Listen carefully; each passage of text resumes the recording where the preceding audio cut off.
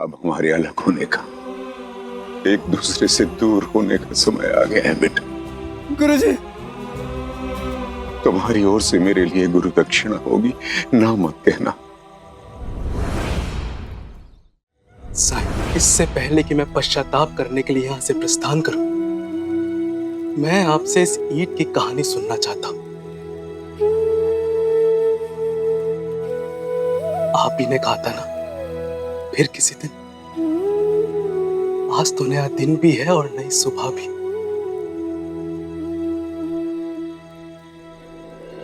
हाँ साईं, हमें भी सुनना है। सुनाओ ना साईं। पर आप सब रात भर नहीं सोए। साईं, अगर सो गया होता तो मेरी आंखें कभी ना खुल पाती। आपका नया भक्त पहली बार आपसे कुछ मांग रहा है।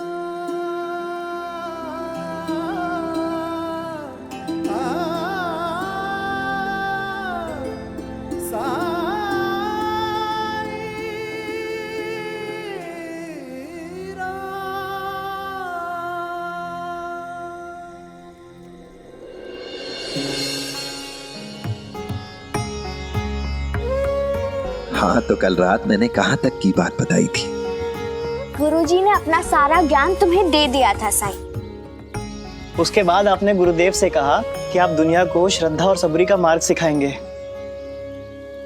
हाँ,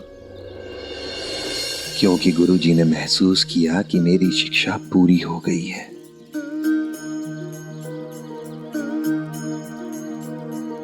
और मेरा उनकी छत्र छाया से निकलकर अपनी राह पर आगे बढ़ने का समय आ गया था।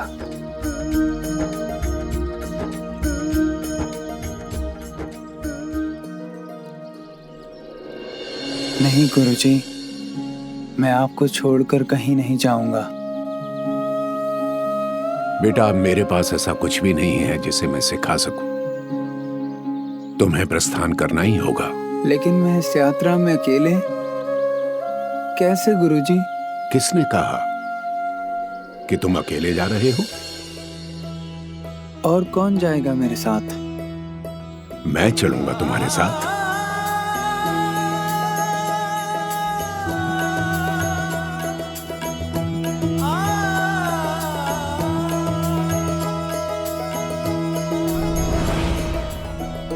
मेरी रक्षा के लिए गुरुजी ने तब तक आश्रम छोड़ देने का फैसला किया जब तक कि मैं कुछ बड़ा और नहीं हो जाता। गुरुजी के इस निर्णय से मेरे गुरु भाइयों में असंतोष था और गांव वाले भी थोड़ा नाराज थे।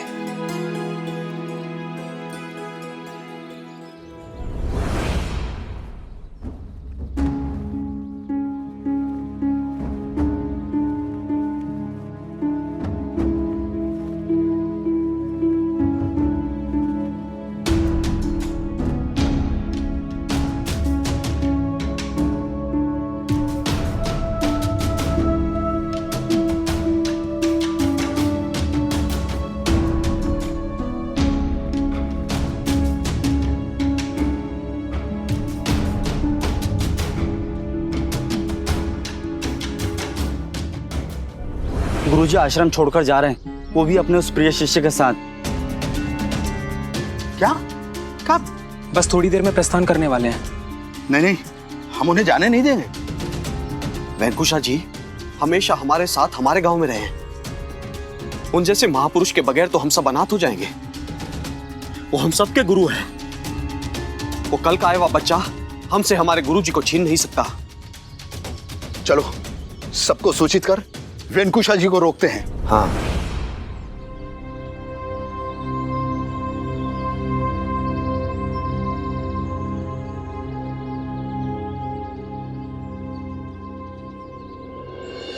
गुरुजी आप हमें छोड़कर नहीं जा सकते। मैं आप लोगों को छोड़कर नहीं जा रहा हूं। शीघ्र ही वापस आऊंगा। इस बालक को इसके गंतव्य तक पहुंचाने में मदद करनी है। आप कब वापस आएंगे गुरुजी? जब वेंकटेश्वर की इच्छा होगी।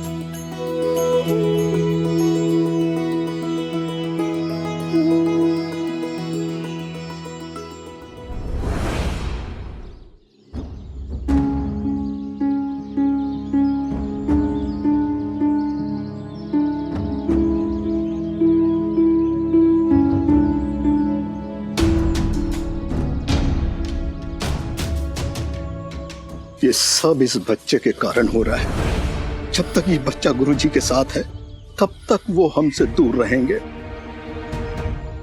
गुरुजी अगर लौटना भी चाहे तो ये बच्चा उन्हें लौटने नहीं देगा। अब हमें ही कुछ करना पड़ेगा।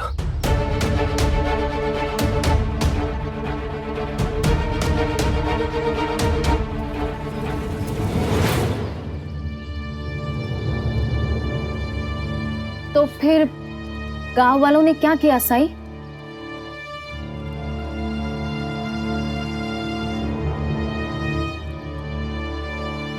उन्होंने मेरा अपहरण करने का निर्णय लिया।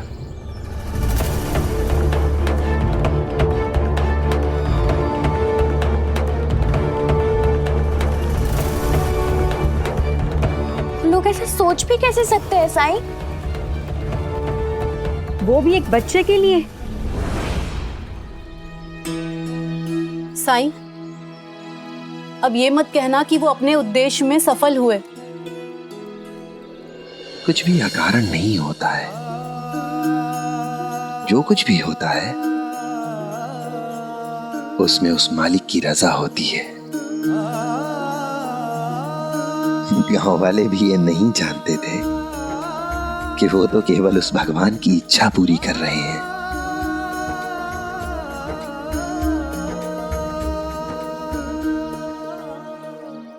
अंततः गुरुजी और मैंने आश्रम छोड़ दिया।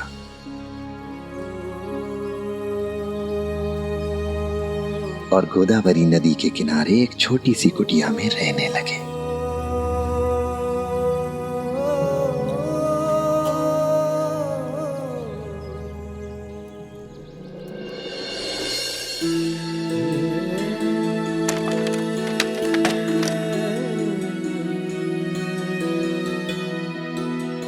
यहां रख दो।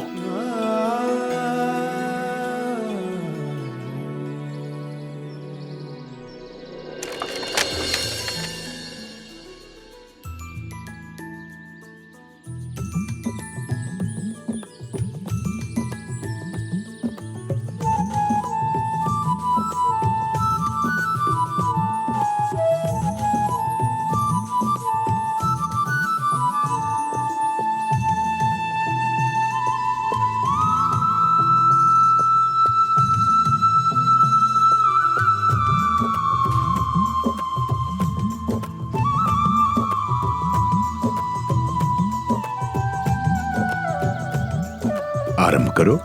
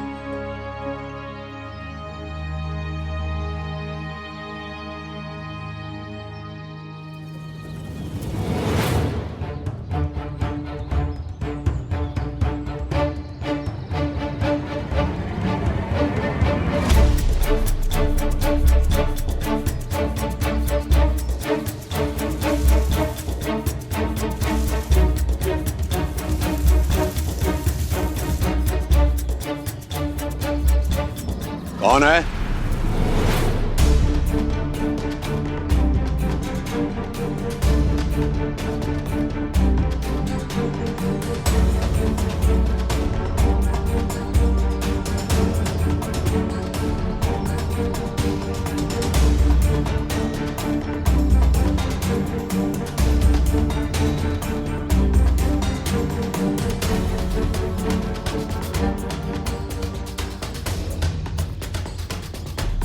क्या हुआ गुरुजी?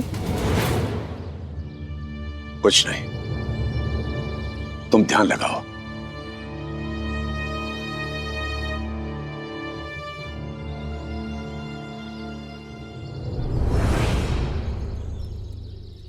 मतलब साईं, जैसे तुम हर मुसीबत से हमें बचाते हो, वैसे तुम्हारे गुरुजी तुम्हें हर मुसीबत से बचाते थे।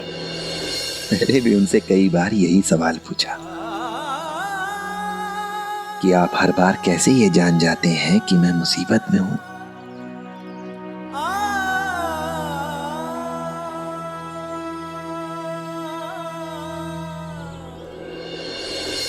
इसका उत्तर वही है जो तुमने मुझे उस दिन दिया था। सहानुभूति, संवेदना। जैसे जैसे तुम अपनी इंद्रियों का प्रयोग करना सीखोगे, वैसे वैसे किसी भी इंसान के सुख दुख की पुकार सुनने में अपने आप को और भी सक्षम पाओगे।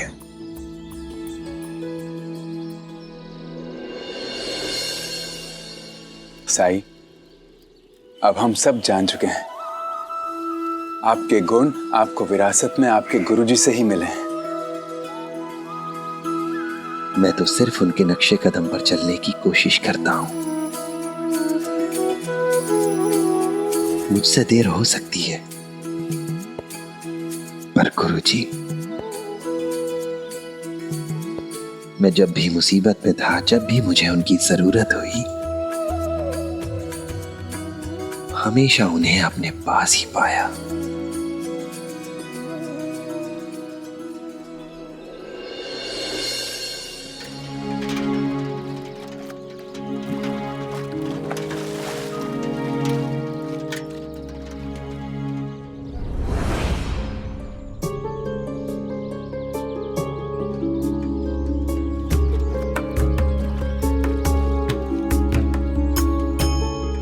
सुनो, थोड़ा पानी मिलेगा? जरूर मिलेगा।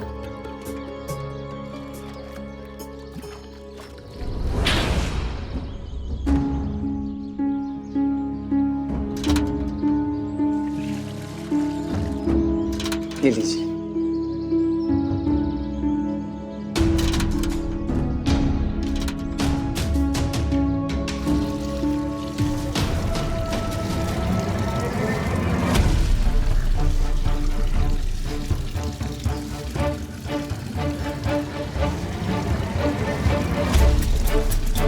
गंगाधर,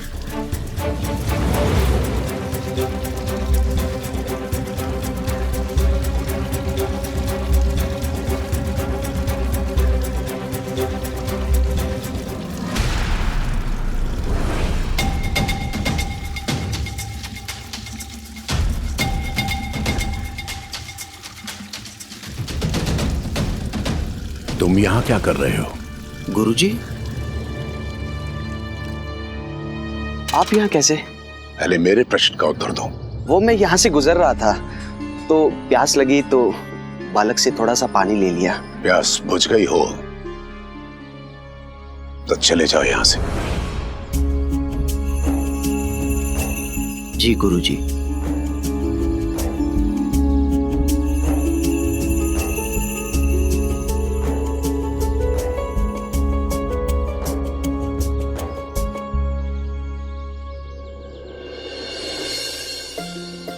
गुरुजी ने हमेशा मेरी रक्षा की,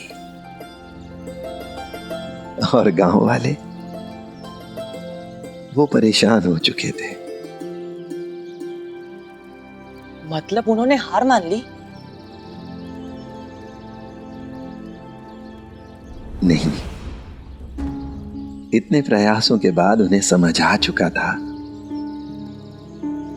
कि गुरुजी के रहते वो मेरा अपहरण नहीं कर सकते।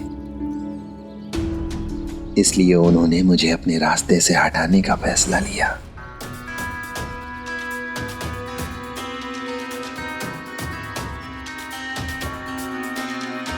मतलब वो तुम्हारे प्राण लेना चाहते थे? कोई ऐसे हत्या के बारे में सोच भी कैसे सकता है? बड़े नीच लोग थे ये गांव वाले। नहीं लक्ष्मी, उनकी व्यथा समझने की कोशिश करो। उन्हें डर था कि वो अपने गुरुजी को खो देंगे। ऐसे में वो अपने को दिशाहीन महसूस कर रहे थे, और दिशाहीन व्यक्ति अक्सर गलत रास्ते पर ही चलता है। यही तो तुम्हारी विशेषता है साईं, कि तुम सब में अच्छाई देखने की कोशिश करते हो। बायजामा, बुरे से बुरे इंसान में भी कुछ ना कुछ अच्छाई जरूर होती है।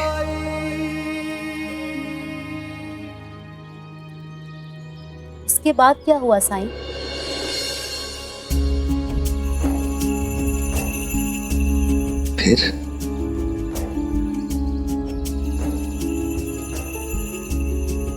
फिर अगली चतुर्दशी की रात को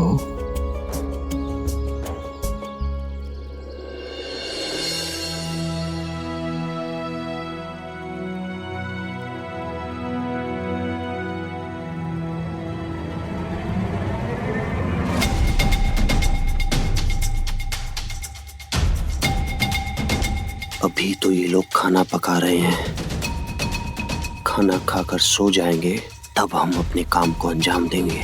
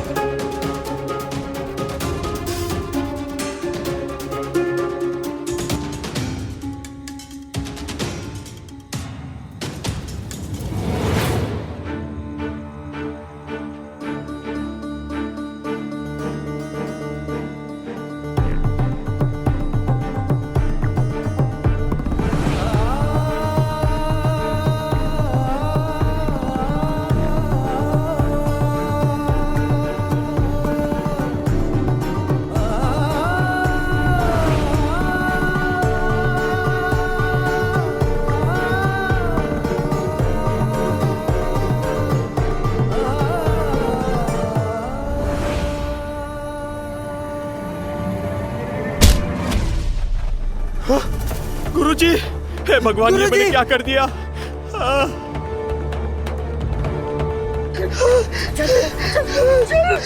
चल गुरुजी।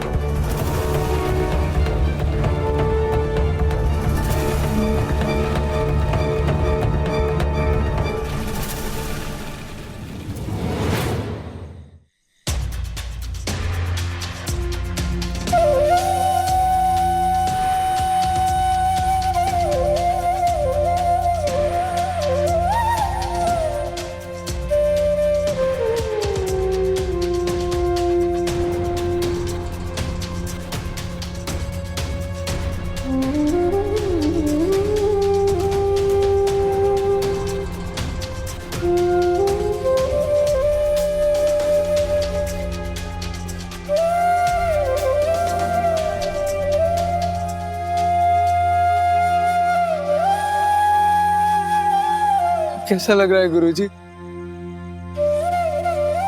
अब मैं बिल्कुल ठीक हूं बेटा। मैं तो ठीक गुरुजी, घाव भी गहरा है। जानता हूं बेटा, और ये भी जानता हूं कि जब तक मैं तुम्हारे साथ रहूंगा तुम पर संकट मंडराता रहेगा। ये लोग तुम्हें मुझसे अलग करने के लिए किसी भी हद तक जा सकते हैं। इनकी आज के कृत्य से ये सिद्ध हो गया कि ये तुम्हें जीवित नहीं छोड़ेंगे और तुम्हें हर हाल में जीवित रहना है। इसलिए अब हमारे अलग होने का, एक दूसरे से दूर होने का समय आ गया है बेटा। गुरुजी, ये तुम्हारी ओर से मेरे लिए गुरु दक्षिणा होगी, ना मत कहना।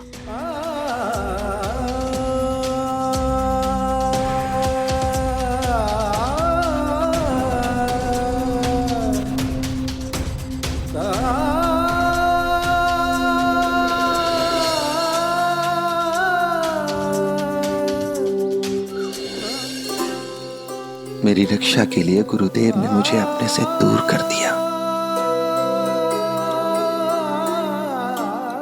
और मैं चाहकर भी उन्हें मना नहीं कर पाया।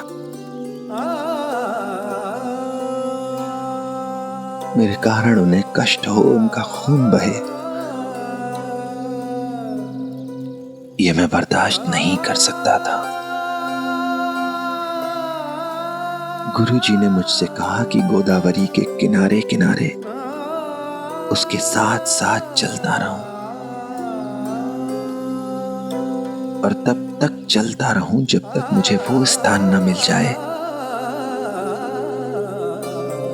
जहां मुझे घर जैसा महसूस हो।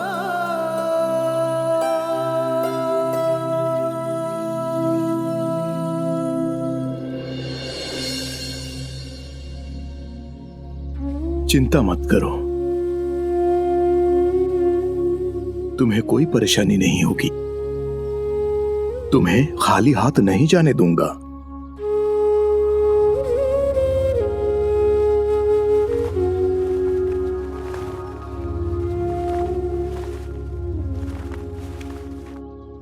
शिक्षा समाप्त होने के बाद मेरे शिष्यों ने यह धन मुझे गुरु दक्षिणा के रूप में दिया था। ये रख लो, जब तक तुम बड़े नहीं हो जाते। ये तुम्हारी उत्तर जीविका के लिए मददगार साबित होगा। क्षमा चाहूंगा गुरुजी, पर मेरे किसी काम का नहीं है। हो सकता है ये तुम्हारे किसी काम आ जाए। क्या ये कभी आपके काम आया?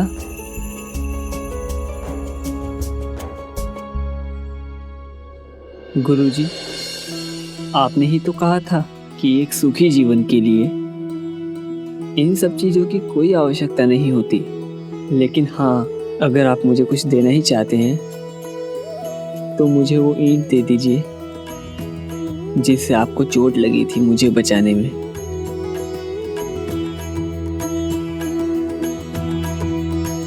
इस ईंट का तुम क्या करोगे? ये ईंट हम दोनों के बीच की जुड़ाव का और लगाव का प्रतीक है, मेरी देखभाल और आपके स्नेह का प्रमाण है। ये ईंट मेरे लिए बहुत अनमोल है। संसार की सारी धन दौलत, गहनों जेवरात से कहीं अधिक मूल्यवान है।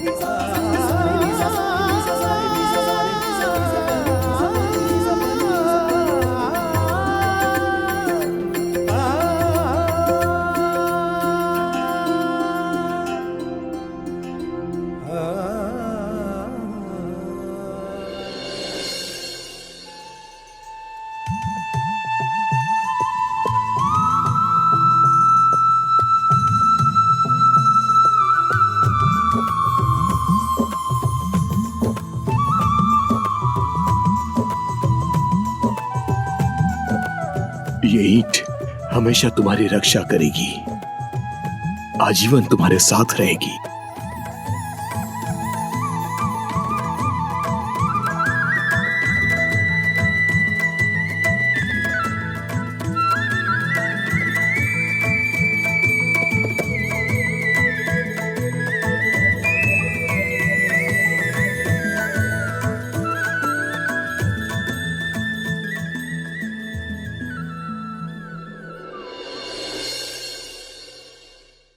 इसे मैं हमेशा अपने साथ रखूंगा।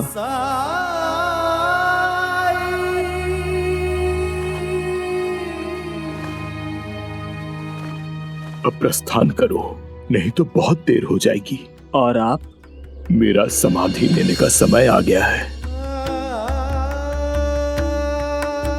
मैंने जो सिखाया है उसे हमेशा याद रखना। आत्मा अमर है, इसलिए शोक ना करो। मैं तुम्हारे साथ ना रहते हुए भी हमेशा तुम्हारे साथ रहूंगा। हम फिर से मिलेंगे किसी और जन्म में, किसी और जीवन में।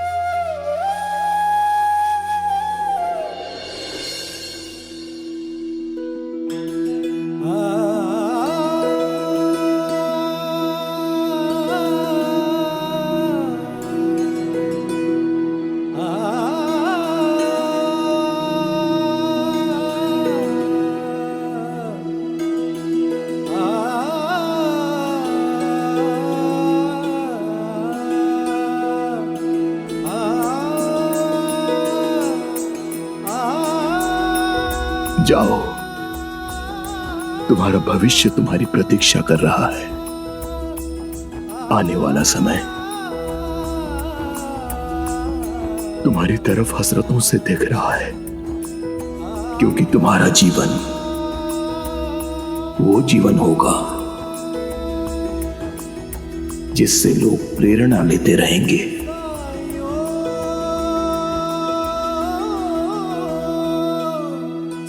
जाओ।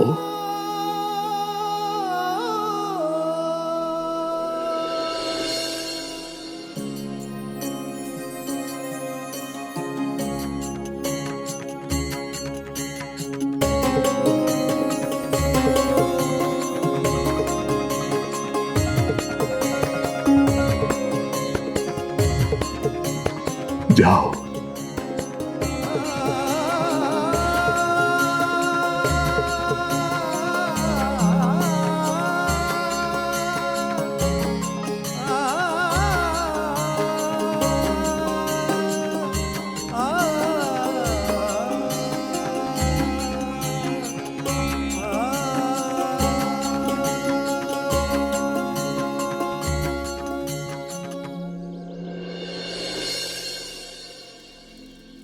गुरुजी से बिछड़कर मुझे बहुत दुख हुआ, बुरा भी लगा, पर बहुत जल्दी यह एहसास हुआ कि मैं तो कभी अकेला था ही नहीं। गुरुजी का आशीर्वाद वो हमेशा मेरे साथ था। उसके बाद कई सालों तक मैं ऐसी जगह की तलाश में भटकता रहा जहां मुझे घर जैसा लगे, और फिर मैं शिरडी पहुंचा। शिरडी को मैंने अपनी कर्म भूमि चुना, क्योंकि यहीं मेरे गुरु की समाधि भी तो है। शिरडी में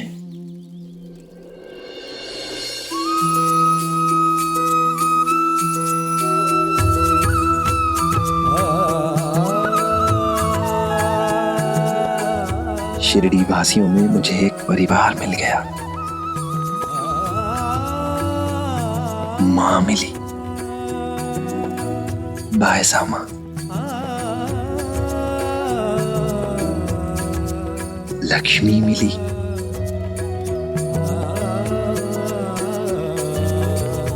महालसा पति जी मिले, जिन्होंने मुझे नाम दिया साईं।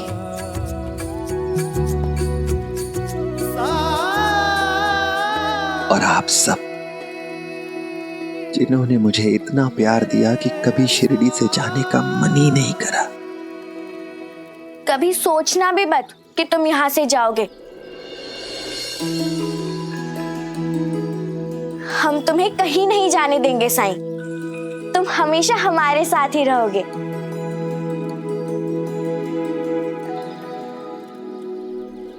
अपने गुरु की समाधि को छोड़कर,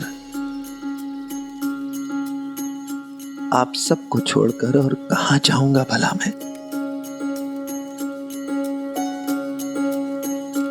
मैं हमेशा शिरडी में ही रहूंगा।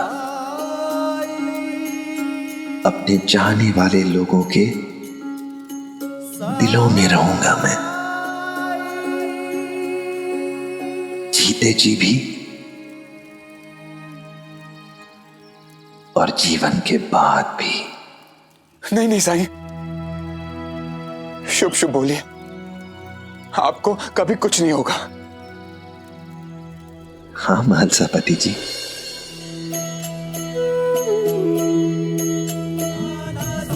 जब तक मेरे गुरुजी का आशीर्वाद, ये ईंट मेरे पास सुरक्षित है, कुछ नहीं होगा मुझे।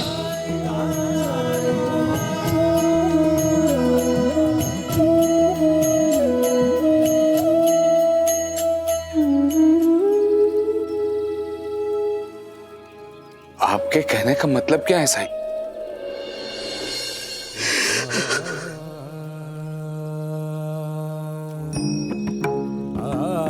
क्या हुआ गजराज? साईं, आपके लिए ईंट कितनी महत्वपूर्ण थी और मैंने इस ईंट को चुराने का प्रयास किया।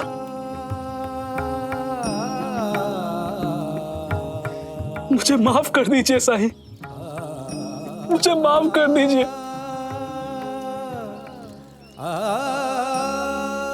कोई बात नहीं गजराज, तुम्हें अपनी भूल, अपनी गलती का एहसास है, बस मुझे इससे ज्यादा कुछ नहीं चाहिए।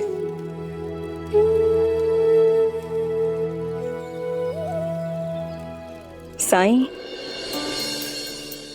ये सब सुनकर हम सब भी वेंकुशा गुरुजी के भक्त हो गए हैं, क्योंकि अगर उनकी समाधि यहां नहीं होती तो तुम यहां नहीं होते। उन्होंने मेरे बेटे के लिए बहुत कुछ किया है।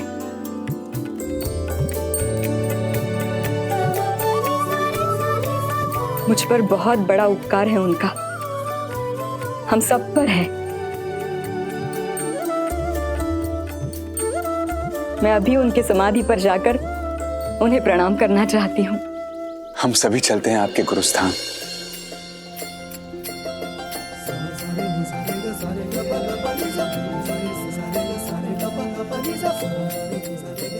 ठीक है।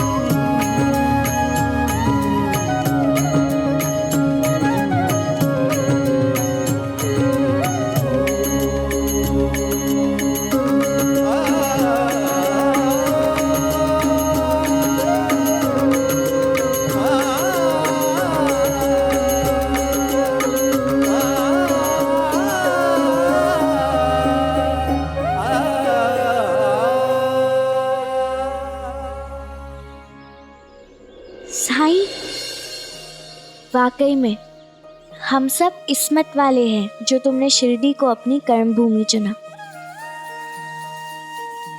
और हमेशा हमेशा के लिए हम सब के साथ यहाँ रहने आ गए। धन्य है हम और यहाँ की मिट्टी। हमारी शिरडी को ये संसार हमेशा हमारे साईं के नाम से जानेगा।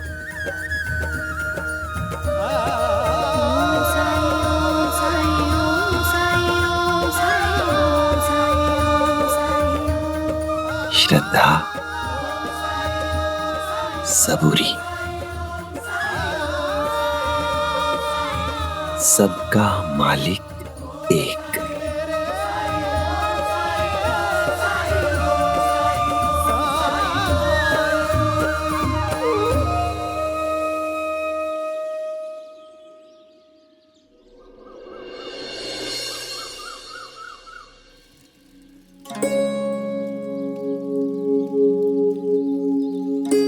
साईं, आप हमेशा कहते हैं कि भक्ति में शक्ति होती है, लेकिन पूजा पाठ तो सभी करते हैं। तो ये कैसे तय हो कि किसकी भक्ति में कितनी शक्ति है?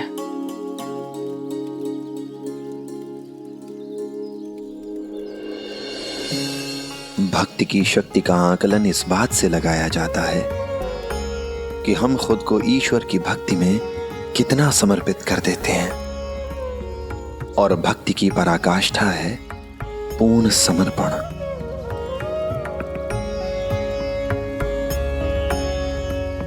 जब ईश्वर पर आस्था इतनी ज्यादा हो कि कोई भी उसे डिगा ना सके, जब इंसान का अहम पूरी तरह समाप्त हो जाए, तो वही भक्ति का चरम है।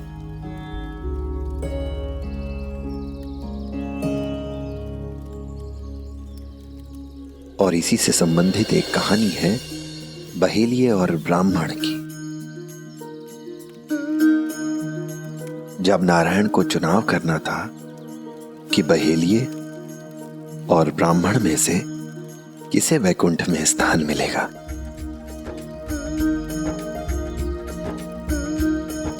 तब नारायण ने बहेलिये को चुना।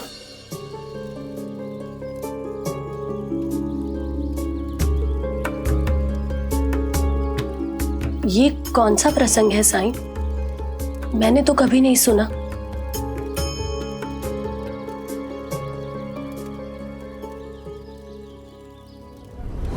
एक बार नारद मुनि एक बहेलिये से मिले, तो बहेलिये ने उनसे पूछा कि आप नारायण से जाकर पूछना कि मुझे मुक्ति कब मिलेगी। कुछ ही दिनों बाद यही सवाल नारद मुनि से एक ब्राह्मण ने किया। दोनों का प्रश्न लेकर नारद मुनि भगवान विष्णु अर्थात नारायण के पास पहुंचे और उनसे वही सवाल किया।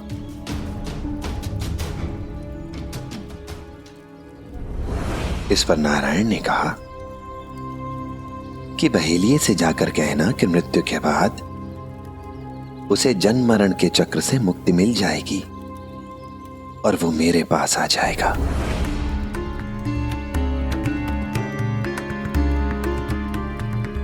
पर ब्राह्मण को अभी और जन्म लेने होंगे, उसे अभी मुक्ति नहीं मिलेगी।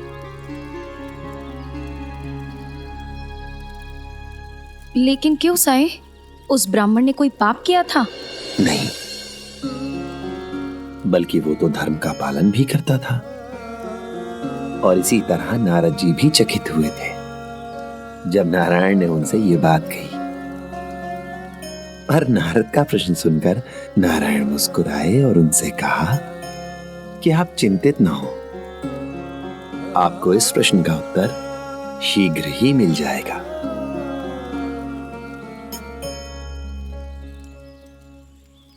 बस इतना कीजिएगा कि जब आप ब्राह्मण और बहेलिये से मिलें तो उनसे कहना कि जब आप मुझसे मिले तो उस समय में सुई में हाथी पिरो रहा था।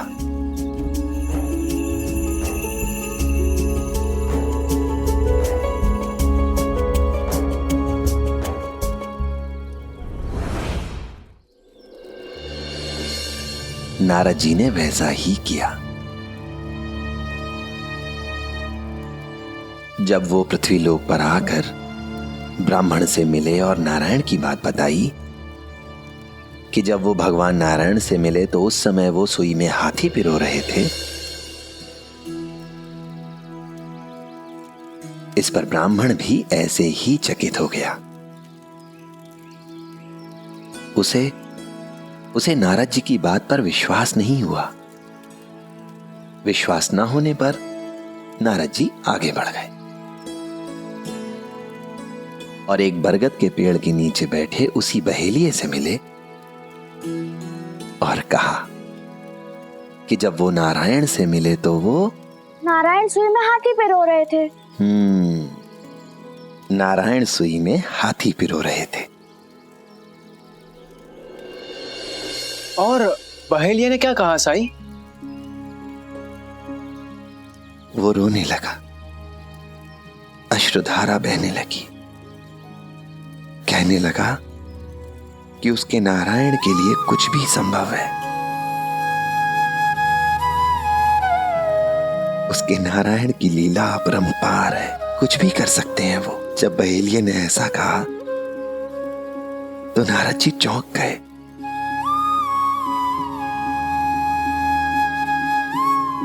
उन्होंने कहा, क्या तुम्हें सच में ऐसा लगता है कि नारायण एक सुई की आंख से हाथी को पार कर सकते हैं?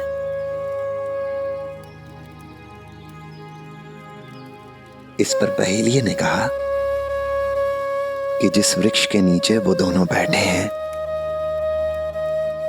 वो भी तो एक छोटे से बीज से ही उत्पन्न हुआ है,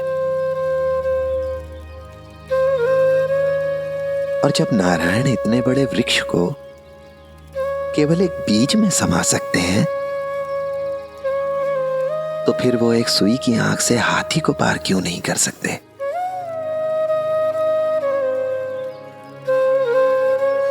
यही आस्था है,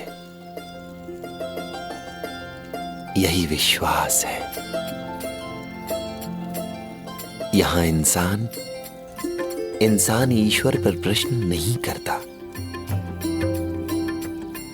अपने ज्ञान, अपने विवेक, अपने अहंकार में ईश्वर को सीमित करने का प्रयास नहीं करता। ये आस्था अडिग होती है, इसमें संदेह के लिए कोई स्थान नहीं होता। जैसे भक्त प्रहलाद की आस्था,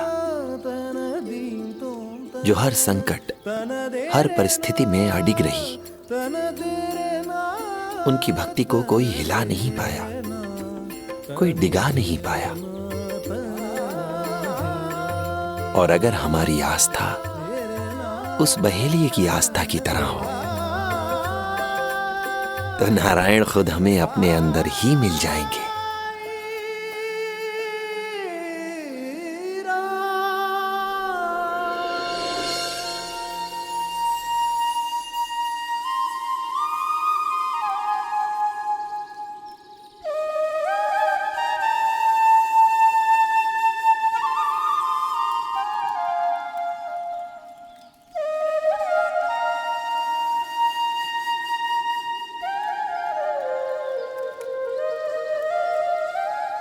ये लो, हमें तो वैकुंठ जाने की भी जरूरत नहीं पड़ी।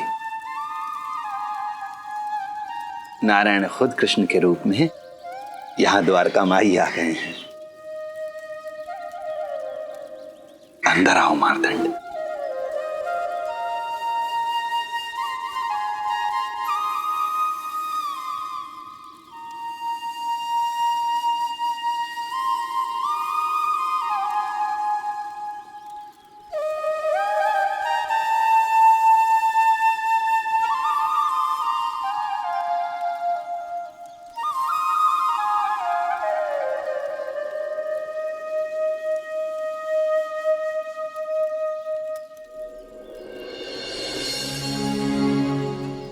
तुझे कृष्ण किसने बनाया?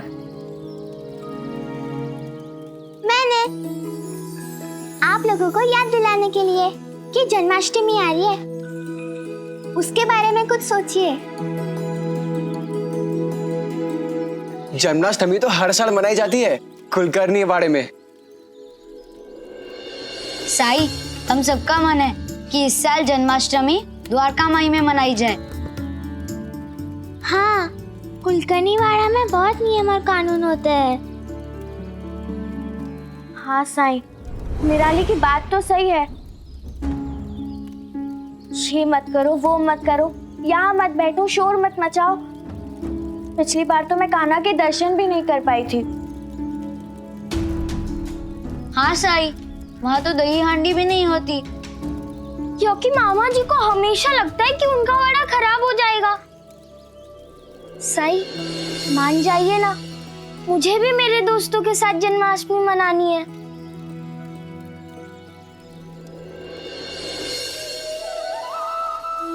बच्चे तो भगवान का रूप होते हैं, और अगर बच्चों ने तय कर ही लिया है तो फिर बच्चे और कान्हा के बीच आने वाला मैं कौन होता हूं। इस साल जन्माष्टमी यहीं द्वारका माई में ही मनाई जाएगी।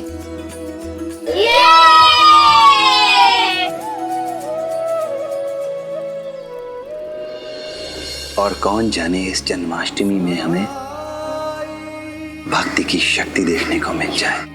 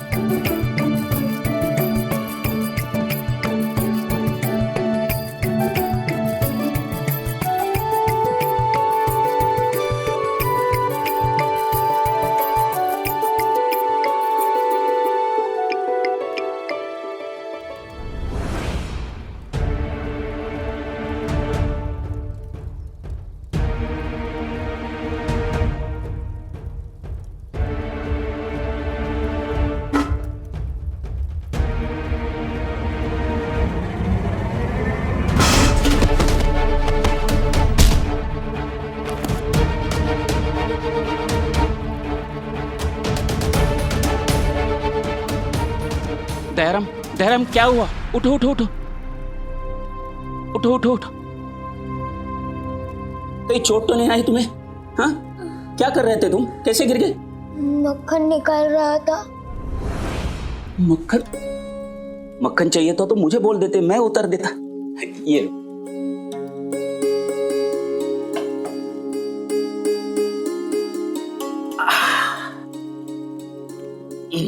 ये क्या कर रहे हैं आप? कब तक हम इसे चीजें उठाकर उतार कर देते रहेंगे? ये अपने हाथों से कुछ भी तो नहीं पकड़ पाता। 8 बरस का हो चुका है ये, कभी ना कभी तो इसे। देखो, जब तक इसकी समस्या दूर नहीं होती हमें इसकी मदद करनी होगी। अभी हम इससे कोई अपेक्षा नहीं रख सकते। मैं जानता हूं कि इससे आत्मनिर्भर बनना पड़ेगा, क्योंकि आजीवन हम इसके साथ नहीं होंगे, लेकिन उसके लिए इसका इलाज करना जरूरी है। पिता होने के नाते ये मेरा फर्ज है। हे कृष्णा, मेरा सपना है कि एक दिन मेरा बेटा खुद के हाथ से मटका उतार सके। मेरा सपना है हर साल जन्माष्टमी में जो पूजा करता हूं उस पूजा में मेरा बेटा भाग ले सके। जीवन आपकी भक्ति में समर्पित कर दिया है। मेरी पुकार कब सुनोगे?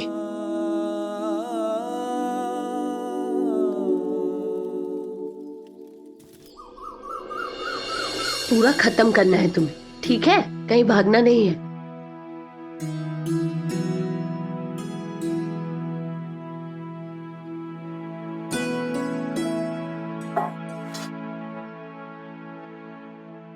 क्या हुआ बाबा? काका महाजनी की चिट्ठी आई है। दयाराम के बारे में लिखा है। काका का बेटा जैसे जैसे बड़ा हो रहा है, चिंताएं बढ़ रही है उनकी। लिखा है मन अशांत रहता है आजकल। कितने भले लोग हैं, लेकिन इतने समय से बस भुगत ही रहे हैं। आओ, आप उन्हें यहाँ क्यों नहीं बुला लेते? साईं से मिलवाइए उन्हें। साईं कुछ ना कुछ करके उनकी परेशानी जरूर दूर करेंगे। मैंने पहले कोशिश तो की थी पार्वती, उनका आना नहीं हो पाया, लेकिन इस बार साईं से अवश्य मिलाना चाहिए उनको। मैं काका से कहता हूं कि इस बार जन्माष्टमी यहीं पर मनाएं। साथ ही साईं के बारे में भी लिखता हूं। धार्मिक इंसान हैं, बात समझेंगे। वैसे काका महाजनी आजकल रहते कहाँ हैं? बंबई।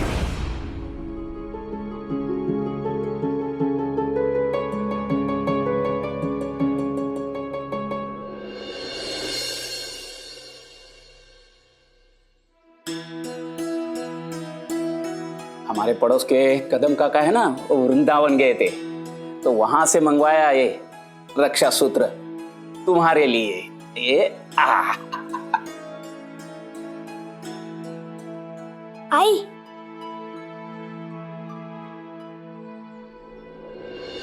कितने का है ये रक्षा सूत्र?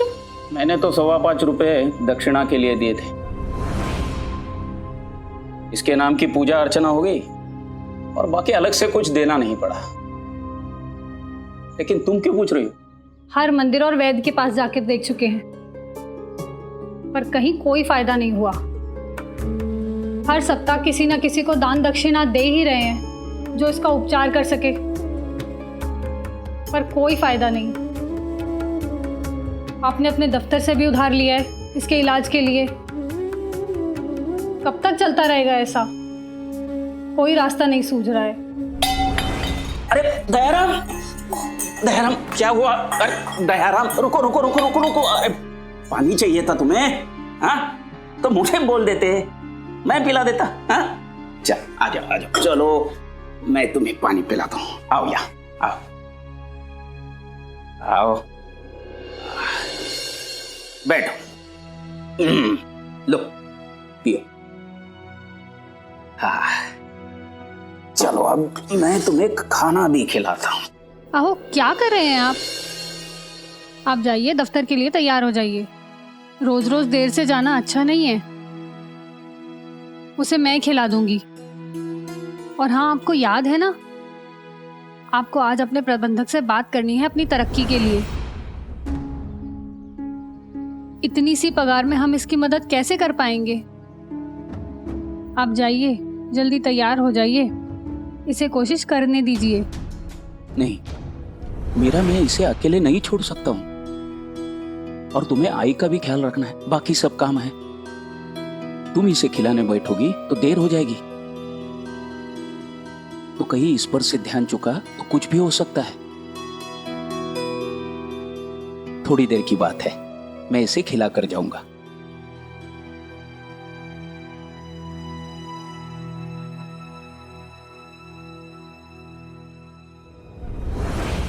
हे ईश्वर, हमारे दयाराम के उपचार के लिए भी बहुत पैसे जमा करने हैं। इस बार इनकी तरक्की करवा देना।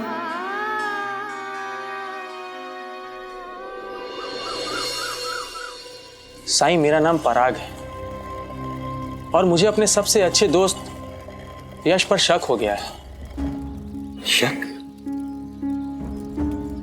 कैसा शक? कुछ समय पहले मैंने एक व्यापार शुरू किया था। यश मेरा बहुत अच्छा दोस्त था।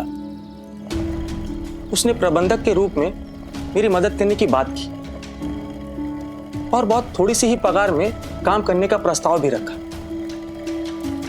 मैंने सोचा मेरा अच्छा दोस्त है, मैंने उसे नौकरी दे दी।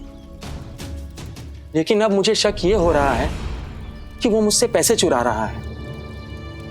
और इस शक का कारण? व्यापार में जितना मुनाफा होना चाहिए उतना किताबों में नहीं हो रहा है। क्या तुमने बही खाते खुद देखे? साईं, मुझे समय कहाँ मिलता है। मैं रोज नए नए ग्राहक बनाने में व्यस्त रहता हूँ। बही खाता यश ही संभालता है और वो मुझसे ज्यादा पढ़ा लिखा भी है। वो ये बात समझता है, शायद कुछ ज्यादा ही समझदार है। कहीं ऐसा तो नहीं कि वो इतनी कम तनख्वाह लेकर मेरे मुनाफे से ही अपनी पूर्ति करता हो। क्या तुमने उससे बात की, पूछा उससे? संदेह है, लेकिन पक्का पता नहीं, कोई सबूत नहीं। अगर मैं उससे पूछता हूं और अगर यह बात सिद्ध हुई कि उसने चोरी नहीं की तो मेरी दोस्ती बच ही नहीं पाएगी। साईं, मुझसे क्या मदद चाहते हैं? आप मुझे ये बताइए साईं कि मैं ये कैसे पता करूं कि मेरा जो शक है वो सही है या नहीं। ठीक है,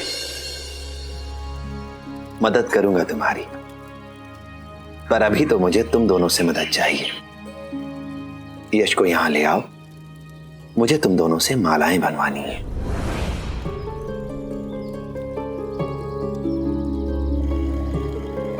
माला? हम दोनों से? कुछ समझ नहीं आई बात। ठीक है साईं, मैं अभी लेकर आता हूं। मन में साई के क्या है कौन जान पाए। ओम साई ओम साई ओम साई ओम साई ओम साई ओम साई।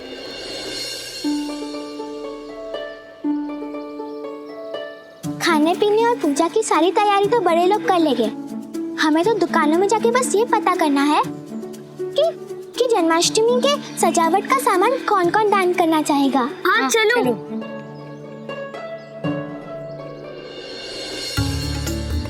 काका, हमें जन्माष्टमी के लिए झंडे और झालर दो ना। इस बार हम जन्माष्टमी द्वारका माई में मनाने वाले हैं। द्वारका माई को सजाना है। बच्चों, तुमने आने में देर कर दी, कुछ भी नहीं बचा है मेरे पास।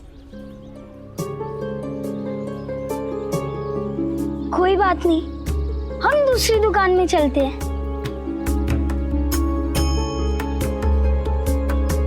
बच्चों, अगली दुकान पे पता कर लो, यहाँ पे कुछ भी नहीं बचा। चलो।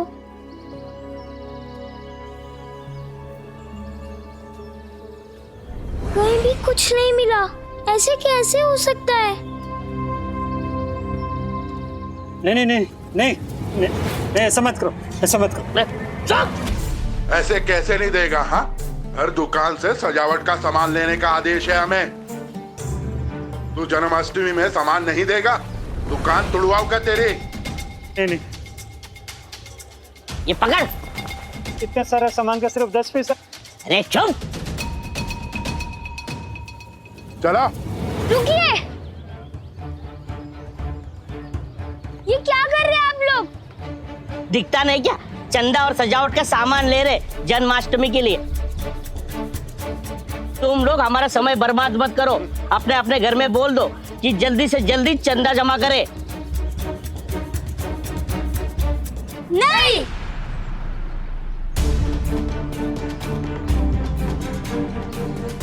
क्या बोला? हम आपको कुछ नहीं देने वाले। नहीं दोगे तो जन्माष्टमी कैसे मनाओगे? इस साल हम जन्माष्टमी अपने साई के साथ मनाने वाले हैं, द्वारका माई में।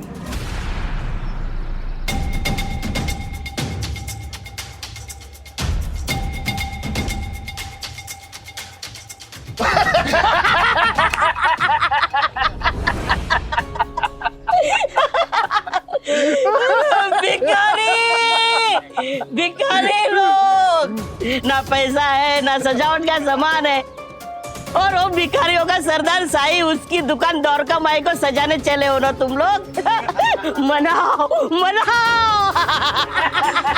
और जब कुलकर्णी वाड़ा की चकाचौंध रोशनी देख के जी ललचाएगा ना तो वहां मत आना। चलिए पंता जी। चलिए भिखारी लोग।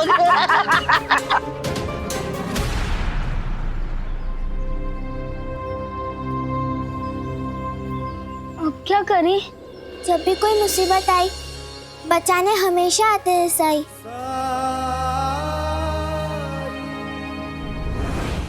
ठीक है सुरेखा वही, मैं इसे समय पर सीकर तैयार रखूंगी। ठीक है, ये लो पैसे, मैं चलती हूँ।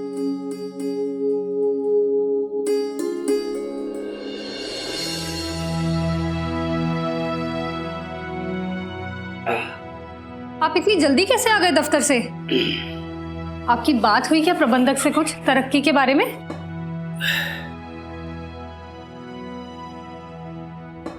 नहीं मीरा, आज मुझे समय नहीं मिला।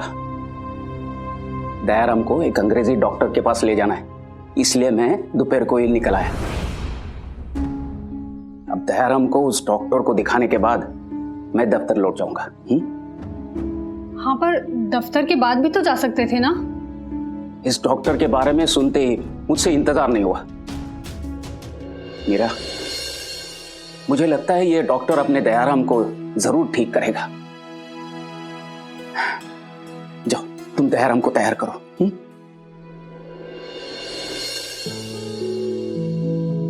चलो, आज कम से कम किसी और मंदिर या बाबा के पास नहीं, डॉक्टर के पास जा रहे हैं, शायद कोई उपाय मिले।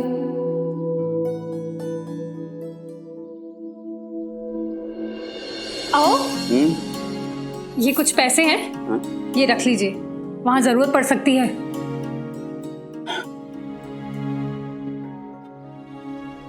जाओ।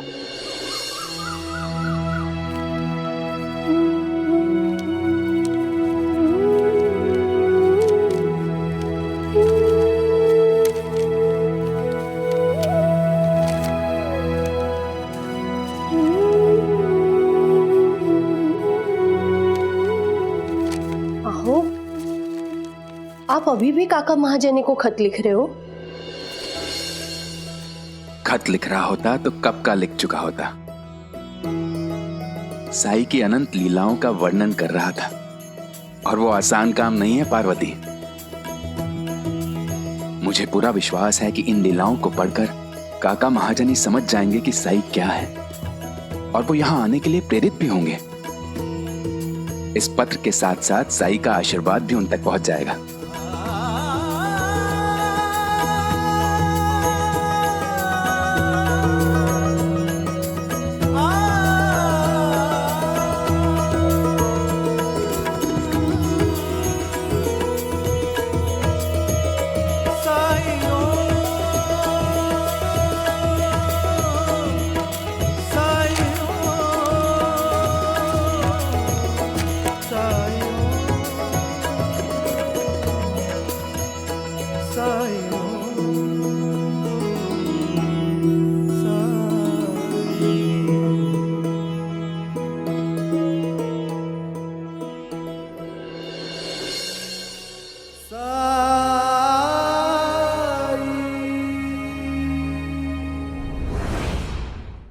धार्मिक वीडियो सबसे पहले देखने के लिए हमारे चैनल को सब्सक्राइब करें और बेल आइकन दबाएं।